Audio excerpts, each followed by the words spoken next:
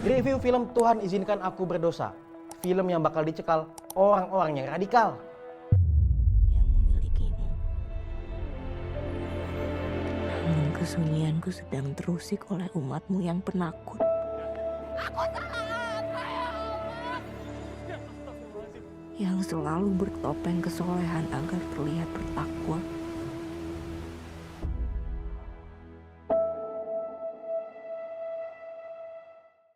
Tuhan Izinkan Aku Berdosa adalah film drama thriller yang diadaptasi dari novel asli ciptaan Muhyiddin M. Dahlan yang kontroversial.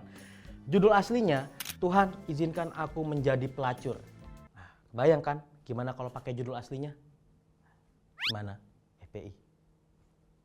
Film ini bercerita tentang perjalanan spiritual Kiran, mahasiswi yang awalnya taat beragama, solehah, jadi sangat kecewa atas perlakuan tokoh agama yang memanfaatkan kepentingan pribadi dengan label agama. Nah, orang-orang gini kalau menurut gua istilah kata mah munafik lu. Semakin mendalami perjalanan spiritualnya, Kiran jadi semakin kecewa atas semua cobaan yang dialaminya, yang membuat Kiran jadi mempertanyakan keadilan yang ada di hidupnya. Sehingga ia menantang Tuhan dengan melakukan perbuatan-perbuatan yang sangat bertolak belakang dari ajaran agamanya. Mbak Kiran. Menurut gua, Mas Hanung Bramantyo ini emang sangat berani buat ngangkat cerita yang cenderung kontroversial. Tapi mungkin buat penonton awam kayak gua, ini harus rada pelan-pelan buat mahamin ceritanya. Soalnya naskah film ini ditulis non-linear, alias gaya penceritaan dengan plot maju mundur. Secara teknis, dua plot jalan bersamaan antara masa lalu dan masa sekarang. Masa lalu menunjukkan proses Kiran yang perlahan berubah dari perempuan religius yang alim, taat, naif, hingga jadi pelacur. Menurut gua pribadi, untuk cast film ini itu overall semuanya bagus. Tapi ada plus minusnya juga. Agni Nihak sebagai Kiran jago banget aktingnya. Itu adegan nangis, gampang banget air mata keluar. Gila. Jujur aja, gua salut sama Agni Nihak. Dia bisa menguasai karakternya si Kiran dari sisi kanan dan kirinya. Mulai dari si Kiran alim sampai dia jadi perempuan yang, aduh gimana ya ngomongnya, takut diserang feminis.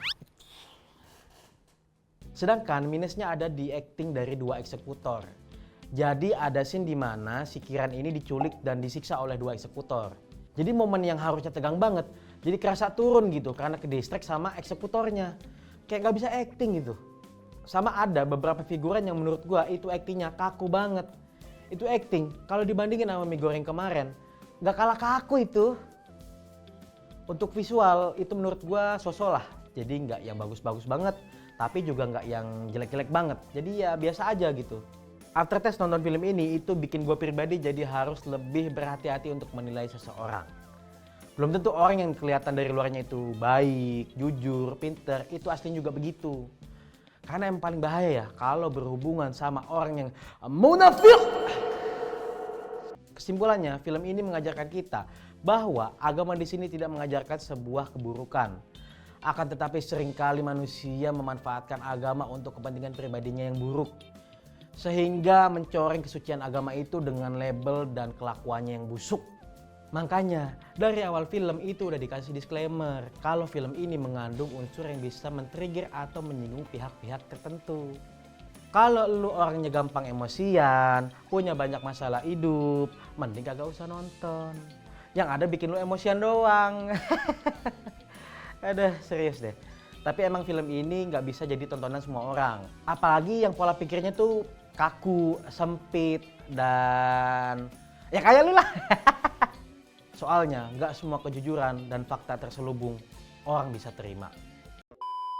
Jangan lupa like, komen, dan subscribe channel Punchline Entertainment. Sampai ketemu di review film selanjutnya by Nopal, sang POV penonton.